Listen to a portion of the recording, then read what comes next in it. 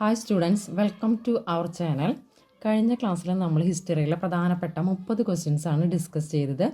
അതുപോലെ തന്നെ ഇന്നും 30 ക്വസ്റ്റ്യൻസും അതുമായി ബന്ധപ്പെട്ടുള്ള കാര്യങ്ങളുമാണ് ഡിസ്കസ് ചെയ്യണത്. NIOS എക്സാമിന് വേണ്ടി തയ്യാറെടുക്കുന്ന മുഴുവൻ വിദ്യാർത്ഥികൾക്കും ഉപകാരപ്രദമായുള്ള ഒരു ക്ലാസ്സാണിത്. അതുകൊണ്ട് തന്നെ കഴിവതും വീഡിയോ കംപ്ലീറ്റ് ആയി കാണുവാൻ ശ്രമിക്കുക. ക്ലാസ് തുടങ്ങുന്നതിന് മുമ്പ് ആദ്യമായിട്ടാണ് നിങ്ങൾ വീഡിയോ കാണുന്നതെങ്കിൽ ചാനലിലേക്ക് സ്വാഗതം. ഈ ക്ലാസ് നിങ്ങൾക്ക് യൂസ്ഫുൾ ആണെന്ന് തോന്നുകയാണെങ്കിൽ തീർച്ചയായും ലൈക്ക് ചെയ്യുക, ഒപ്പം നിങ്ങളുടെ ഫ്രണ്ട്സിന് ഷെയർ ചെയ്യുക. അപ്പോൾ നമുക്ക് ക്ലാസ്സിലേക്ക് പോകാം. 31st question. Which were the new services set up by the USA and USSR?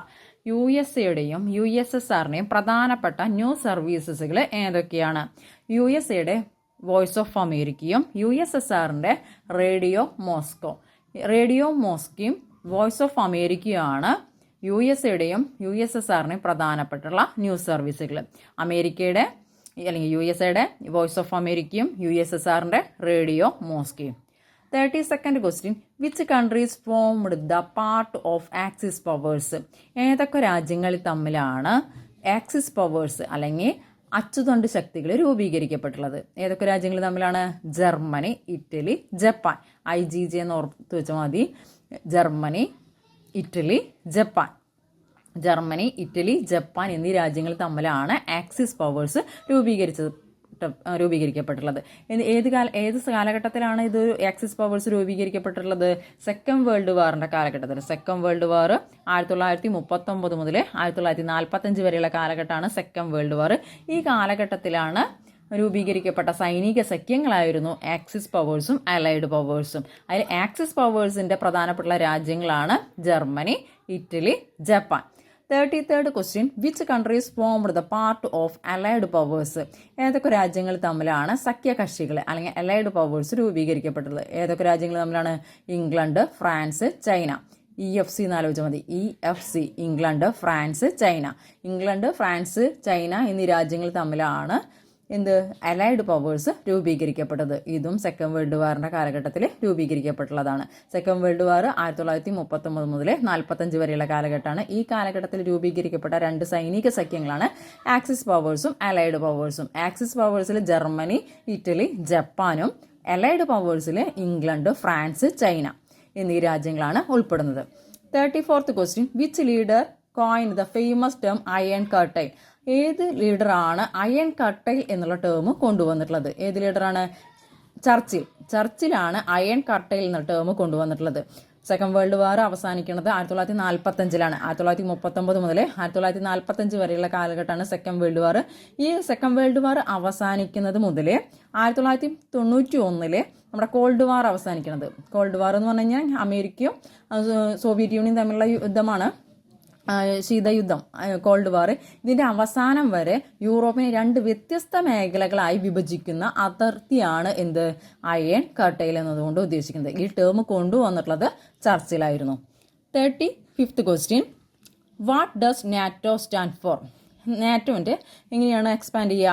North Atlantic treaty organisation. NATO എന്ന് പറഞ്ഞാൽ നോർത്ത് അറ്റ്ലാന്റിക് ട്രീറ്റി ഓർഗനൈസേഷൻ. 1949 വന്നതാണ് നാറ്റോ. ബെൽജിയത്തിലെ ബ്രസൽസിലാണ് ഇതിൻ്റെ ആസ്ഥാനം. 36th question. What was glasnost and perestroika? എന്താണ് glasnost അതുപോലെ തന്നെ perestroika? Glasnost and perestroika എന്നാൽ openness and restructuring എന്നാണ്. ഈ ഗ്ലാസ്നോസ്റ്റ് ആൻഡ് പെരിസ്ട്രോയിക്ക എന്നുള്ള ടേം കൊണ്ടുവന്നിട്ടുള്ളത് USSR-ന്റെ 8ാമത്തെ നേതാവായിട്ടുള്ള ഗോർബച്ചേവ് നടപ്പിലാക്കിയ സമ്പ്രദായമാണ്. 1987-89 കാലഘട്ടത്തിലെ USSR-ന്റെ 8ാമത്തെ നേതാവായ മിഖായിൽ ഗോർബച്ചേവ് നടപ്പിലാക്കിയ സമ്പ്രദായമാണ് ഗ്ലാസ്നോസ്റ്റും പെരിസ്ട്രോയിക്കയും. ഗ്ലാസ്നോസ്റ്റ് എന്നാൽ ഓപ്പൺനെസ് അല്ലെങ്കിൽ തുറന്ന സമീപനമെന്നും പെരിസ്ട്രോയിക്ക എന്നാൽ റീസ്ട്രക്ചറിങ് പുനഃസംഘാടനം എന്നതുമാണ്. 37th question. Which symbol symbolizes the end of Cold War? നമ്മുടെ കോൾഡ് വാർ അവസാനിക്കുന്നതിനെ പ്രതീകാത്മകമായി കണക്കാക്കുന്നത് എന്താണ്? കൊളാപ്സ് ഓഫ് ബെർലിൻ വാൾ. നമ്മുടെ സെക്കൻഡ് വേൾഡ് വാർ അവസാനിക്കുന്നത് 1945-ലാണ്. അതിനുശേഷം അമേരിക്കയും അതുപോലെ തന്നെ സോവിയറ്റ് യൂണിയനും വൻ ശക്തികളായി മാറി. ഇവർ തമ്മിലുള്ള ഒരു യുദ്ധത്തിന് നമ്മൾ ശീതയുദ്ധം അല്ലെങ്കിൽ കോൾഡ് വാർ എന്ന പേരിൽ അറിയപ്പെടുന്നുണ്ട്. യുദ്ധമില്ല, പക്ഷേ എപ്പോൾ വേണമെങ്കിൽ യുദ്ധം ഉണ്ടാവാനുള്ള ഒരവസ്ഥ. കോൾഡ് വാർ അവസാനിക്കുന്നത്, സ്റ്റാർട്ട് ചെയ്യണത് സെക്കൻഡ് വേൾഡ് വാറിന് ശേഷവും ഇത് അവസാനിക്കുന്നത് USSR ശിഥിലീകരണം, ഡിസൻറ്റഗ്രേഷൻ ഓഫ് USSR 1991 കാലഘട്ടത്തിലെ USSR ഡിസൻറ്റഗ്രേറ്റ് ഇല്ലാതെയായി. അതോടുകൂടിയിട്ടാണ് ഈ കോൾഡ് വാർ അവസാനിക്കുന്നത്. 38th question, the Rigveda was probably composed between. Rigveda compose ചെയ്തിട്ടുള്ളത് ഏത് കാലഘട്ടത്തിലാണ്? BC 1800 മുതൽ 1000 വരെയുള്ള കാലഘട്ടത്തിലാണ് ഋഗ്വേദ കമ്പോസ് ചെയ്തിട്ടുള്ളത്. 39th question, which was the most powerful janapada. വളരെ പ്രധാനപ്പെട്ടുള്ള അല്ലെങ്കിൽ ഏറ്റവും പവർഫുൾ ആയിട്ടുള്ള ജനപദം ഏതാണ്? മഗധയാണ് ഏറ്റവും പ്രധാനപ്പെട്ടുള്ള അല്ലെങ്കിൽ ഏറ്റവും പവർഫുൾ ആയിട്ടുള്ള ജനപദ. ഏകദേശം 16 ജനപദങ്ങളുണ്ട്. അതിൽ ഏറ്റവും പ്രധാനപ്പെട്ടുള്ളത് മഗധയാണ്. 16 ജനപദങ്ങൾ ഏതാണെന്ന് വെച്ചിട്ടുണ്ടെങ്കിൽ അംഗ, മഗധ, കാശി, വത്സ, കോസല, സുരസേന, പാഞ്ചാല, കുരു, മത്സ്യ, ചേതി, അവന്തി, ഗാന്ധാര, കംബോജ, അസ്മാക, വാജി, മല്ല. ഇതിൽ ഏറ്റവും പ്രധാനപ്പെട്ടുള്ളതാണ് Magadha. 14th question, who wrote Arthashastra. അർത്ഥശാസ്ത്രം എഴുതിയത് ആരാണ്?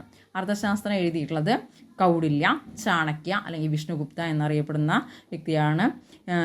ഇത് വളരെയധികം ഈ ഒരു അർത്ഥശാസ്ത്രം എന്ന പുസ്തകം നമ്മുടെ മൗര്യ സാമ്രാജ്യത്തെക്കുറിച്ച് ഒരുപാട് ഇൻഫർമേഷൻസ് തരുന്നുണ്ട്. അതുപോലെ തന്നെ അതൊരു പൊളിറ്റിക്കൽ വർക്കായിട്ട് കണക്കാക്കപ്പെടുന്നുണ്ട്. അപ്പോൾ അർത്ഥശാസ്ത്രം എഴുതിയിട്ടുള്ളത് കൗടില്യനാണ് അല്ലെങ്കിൽ ചാണക്യനാണ്. 41st question, who was Megasthenes. ആരാണ് മെഗസ്തനീസ്? ഒരു ഗ്രീക്ക് അംബാസഡർ ആയിരുന്നു മെഗസ്തനീസ്. അദ്ദേഹം മൗര്യ സാമ്രാജ്യ കാലഘട്ടത്തിൽ ഇന്ത്യ വിസിറ്റ് ചെയ്തിട്ടുള്ള ഒരു വ്യക്തിയായിരുന്നു. അദ്ദേഹം എഴുതിയിട്ടുള്ള പുസ്തകത്തിൻ്റെ പേരാണ് ഇന്ത്യക്ക. അതൊരു മൗര്യ സാമ്രാജ്യത്തെക്കുറിച്ച് ഒരു ഇൻഫോർമേഷൻസ് നൽകുന്ന ഒരു ഗ്രന്ഥമായിട്ട് കണക്കാക്കുന്നു. 42nd question, the greatest empire in the 4th century was. ഏതാണ്? 4th സെഞ്ച്വറിയിലത്തെ പ്രധാനപ്പെട്ടുള്ള ഒരു മഹത്തായിട്ടുള്ള സാമ്രാജ്യം ഏതായിരുന്നു? ഗുപ്ത എംപയർ ആണ് 4th സെഞ്ച്വറിയിലത്തെ ഏറ്റവും മഹത്തായിട്ടുള്ള ഒരു സാമ്രാജ്യമായിട്ട് കണക്കാക്കപ്പെടുന്നത്. ഗുപ്ത എംപയറിലെ പ്രധാനപ്പെട്ടുള്ള രാജാക്കന്മാരായിരുന്നു ആരൊക്കെയായിരുന്നു? Chandragupta first, Samudragupta, Chandragupta second. Chandragupta first, Samudragupta, Chandragupta second. Indian Napoleon എന്നറിയപ്പെടുന്ന ഒരു വ്യക്തിയാണ് സമുദ്രഗുപ്തൻ. ഗുപ്ത എംപയറിലെ സമുദ്രഗുപ്തൻ ഇന്ത്യൻ നെപ്പോളിയൻ എന്ന പേരിൽ അറിയപ്പെടുന്നു. 43rd question, Sir William Jones had translated a Greek mass of Sanskrit literature and had founded the Asiatic Society in 1785. William Jones ഒരുപാട് ഇന്ത്യൻ വർക്കുകൾ അല്ലെങ്കിൽ സാൻസ്ക്രിറ്റ് ലിറ്ററേച്ചർ ഒരുപാട് ഒരുപാട് വർക്കുകൾ ട്രാൻസ്ലേറ്റ് ചെയ്തിട്ടുണ്ടായിരുന്നു. അതിനുവേണ്ടി അദ്ദേഹം സ്ഥാപിച്ചിട്ടുള്ളതാണ് ഏഷ്യാറ്റിക് സൊസൈറ്റി എന്ന് പറയുന്നത്. അത് സ്ഥാപിച്ചത് എന്നായിരുന്നു? 1785. സർ വില്യം ജോൺസ് ഒരുപാട് ബുക്കുകൾ സാൻസ്ക്രിറ്റ് ലിറ്ററേച്ചറിൽ ഉള്ള ഒരുപാട് സാൻസ്ക്രിറ്റ് ലിറ്ററേച്ചർ ട്രാൻസ്ലേറ്റ് ചെയ്തിട്ടുണ്ടായിരുന്നു. അതിനുവേണ്ടി അദ്ദേഹം ഫൗണ്ട് ചെയ്തതാണ് ഏഷ്യാറ്റിക് സൊസൈറ്റി എന്ന് പറയുന്നത്. അത് ഫൗണ്ട് ചെയ്തത് എന്നായിരുന്നു? 1785. 44th question, who rote ഇന്ത്യക്ക. ആരാണ് ഇന്ത്യക്ക എഴുതിയിട്ടുള്ളത്? മെഗസ്തനീസ് ആണ് ഇന്ത്യക്ക എഴുതിയിട്ടുള്ളത്. മെഗസ്തനീസ് ഒരു ഗ്രീക്ക് അംബാസിഡർ ആയിരുന്നു. അദ്ദേഹം മൗര്യ സാമ്രാജ്യ കാലഘട്ടത്തിൽ ഇന്ത്യ വിസിറ്റ് ചെയ്തിട്ടുള്ള ഒരു വ്യക്തിയായിരുന്നു. 45th question, which Chinese traveller refer to the glory of Nalanda university. Nalanda യൂണിവേഴ്സിറ്റിയുടെ പ്രസിദ്ധിയെക്കുറിച്ച് പറഞ്ഞിട്ടുള്ള ചൈനീസ് ട്രാവലർ ആരായിരുന്നു? ഹ്യുയാൻ സാങ് ആണ് നളന്ദ യൂണിവേഴ്സിറ്റിയുടെ ഒരു പ്രസിദ്ധിയെക്കുറിച്ച് പറഞ്ഞിട്ടുള്ള ഒരു Chinese traveller. 46th question, what was the study of coin known as. എന്താണ് കോയിനെ കുറിച്ചുള്ള പഠനത്തിന് എന്ത് പേരിലാണ് അറിയപ്പെടുന്നത്? കോയിനെ കുറിച്ചുള്ള പഠനത്തിന് പറയുന്നതാണ് ന്യൂമിസ്മാറ്റിക്സ്. നാണയത്തെക്കുറിച്ചുള്ള പഠനമാണ് നാണയശാസ്ത്രം, ന്യൂമിസ്മാറ്റിക്സ്. ഈ ന്യൂമിസ്മാറ്റിക്സ് നമ്മുടെ പഴയ കാലഘട്ടത്തെക്കുറിച്ച് അറിയാനായിട്ട് ഒരുപാട് ഇൻഫർമേഷൻസ് നൽകുന്ന ഒരു ആർക്കിയോളജിക്കൽ സോഴ്സസ് ആണിത്.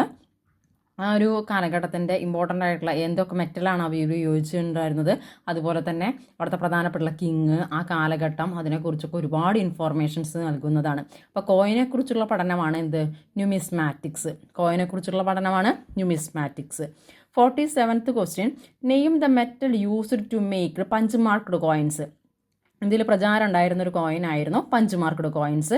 അത് ഉണ്ടാക്കാൻ ഉപയോഗിച്ചിരുന്ന മെറ്റലുകൾ ഏതൊക്കെയായിരുന്നു? ഏതൊക്കെ മെറ്റൽ ഉപയോഗിച്ചുകൊണ്ടാണ് പഞ്ച് മാർക്ക്ഡ് കോയിൻസ് ഉണ്ടാക്കിയിട്ടുണ്ടായിരുന്നത് അല്ലെങ്കിൽ നിർമ്മിച്ചിരുന്നത്? ഏതൊക്കെ മെറ്റലാണ് ഉപയോഗിച്ചിരുന്നത്? സിൽവറും കോപ്പറും ഉപയോഗിച്ചുകൊണ്ടാണ് പഞ്ച് മാർക്ക്ഡ് കോയിൻസ് ഉണ്ടാക്കിയിട്ടുണ്ടായിരുന്നത്.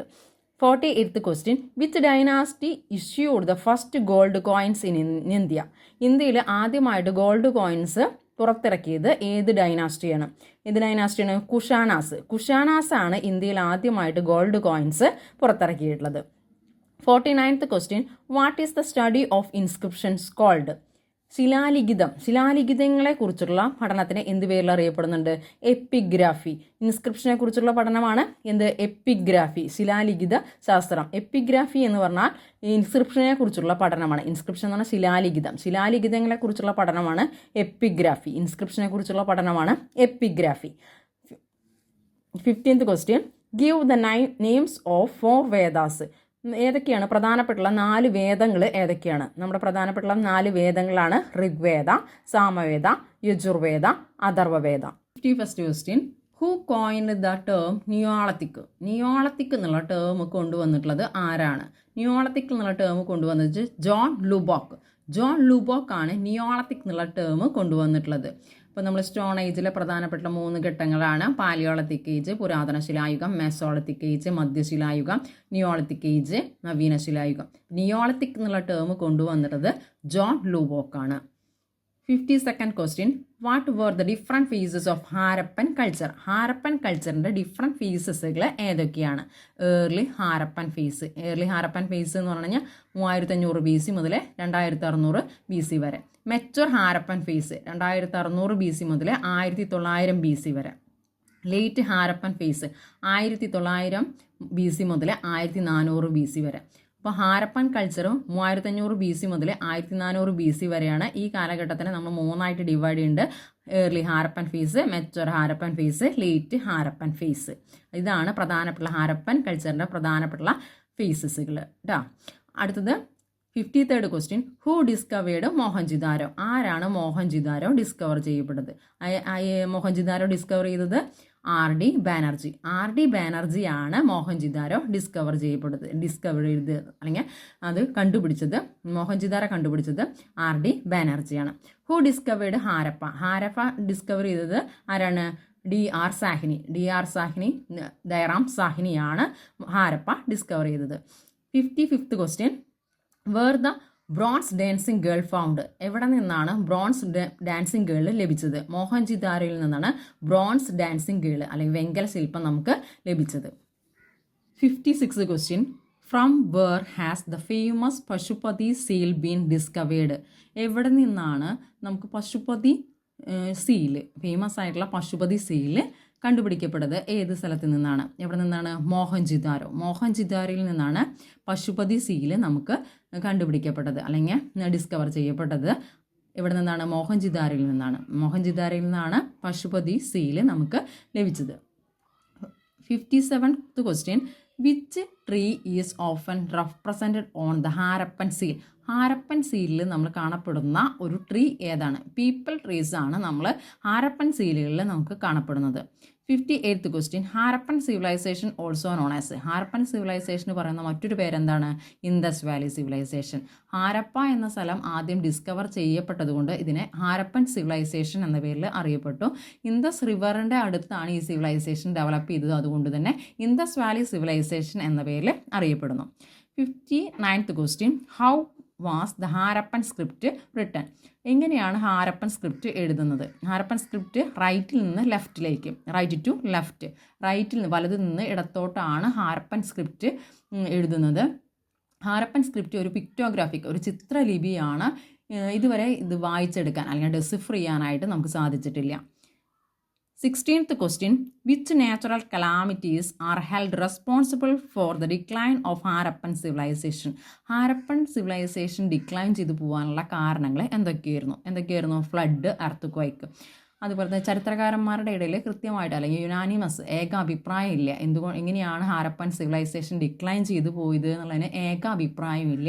വ്യത്യസ്തമായിട്ടുള്ള അഭിപ്രായങ്ങളാണ് ചരിത്രകാരന്മാർ പറയുന്നത്. ഒരുപക്ഷെ ഫ്ലഡ് ആയിരിക്കാം, വെള്ളപ്പൊക്കമായിരിക്കാം, എർത്ത് ക്വൈക്ക് ഭൂകമ്പമായിരിക്കാം, അല്ലെങ്കിൽ സിന്ധു നദിയുടെ ഗതി മാറി ഒഴുകിയതായിരിക്കാം, അല്ലെങ്കിൽ വരൾച്ച വന്നതായിരിക്കാം, അല്ലെങ്കിൽ പുറത്തു നിന്നുള്ള ആക്രമണങ്ങളായിരിക്കാം ഇൻഡസ് വാലി സിവിലൈസേഷൻ ഡിക്ലൈൻ ചെയ്തു പോകാനായിട്ടുള്ള കാരണമെന്നാണ് പറയുന്നത്.